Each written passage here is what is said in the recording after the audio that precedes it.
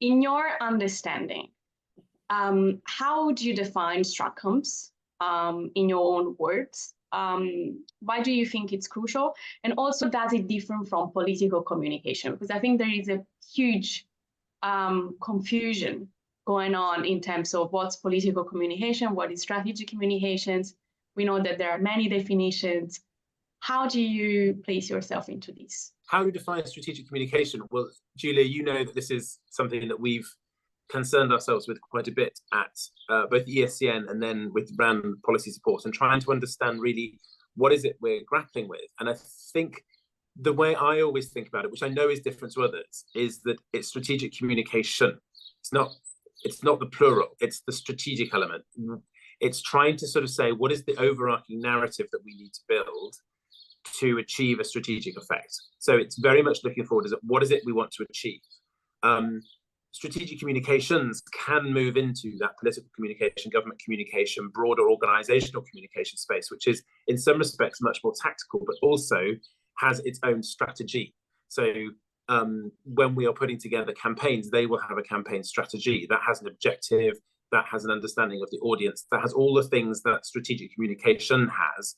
But this is the bigger picture stuff. This is actually how are we completely framing the conversation? How are we understanding the underlying behaviors and attitudes that are either problematic or positive? And how are we ensuring that the engagement we have and the intervention we make achieves the strategic effect? So in some respects, strategic communication is as much an understanding of a process to achieve a strategic objective and to create the interventions that are not always what people would see as traditional communications.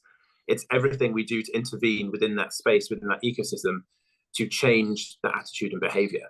And I think that's the thing that's different between strategic communication for national security as I see it, and I think others do, towards the more tactical strategic communications, which is the way that a lot of organizations and individuals will see it when they're trying to do good campaign work. I think that would be the way that I look at it. But I know that sometimes I feel like I'm on a different side of a conversation to other people. But to me, everything is communication.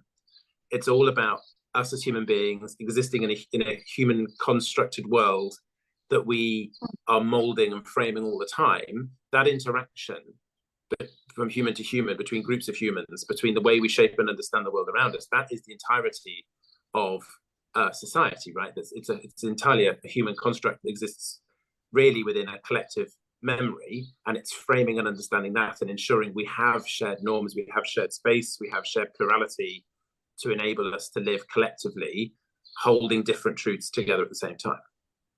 I would say that we need to be very cautious about the way we define strategic communication, in the sense that from what I've seen talking about this definition, it seems that there is not one existing, and that's it's not an issue per se, but it is something that we need to be very cautious about, because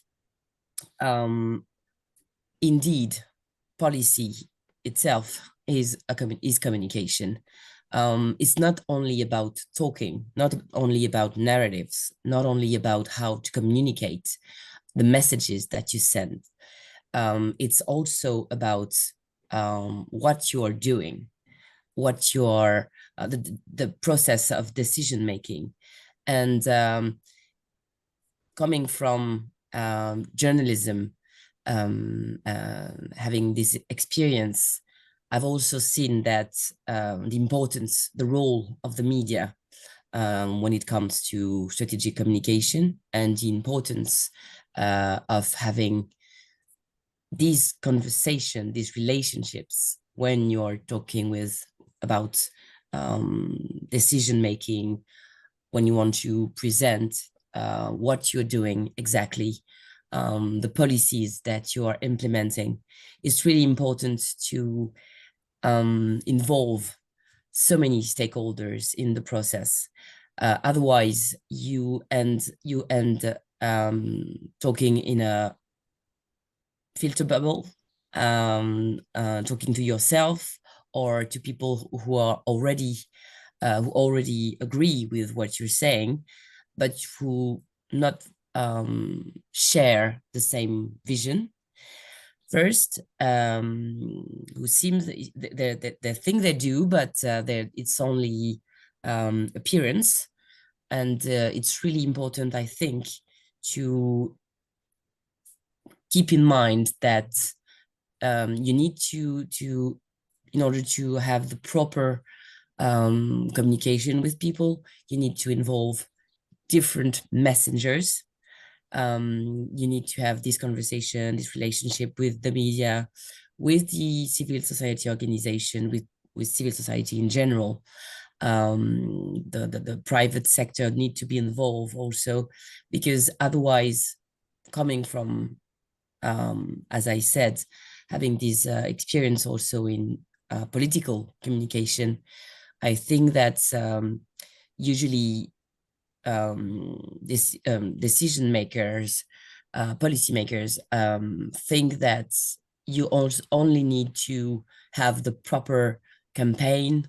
You need to communicate on social media, on TV, in the press, and that's it. That for them, this is strategic communication, but it's a very narrow-minded way of thinking, in the sense that it's much more than that. It's everything that you are doing, the way you are saying, the way you communicate, the how you go on the field or not, the people you meet in order to explain what you are trying to implement. So that's really something much more than only communication.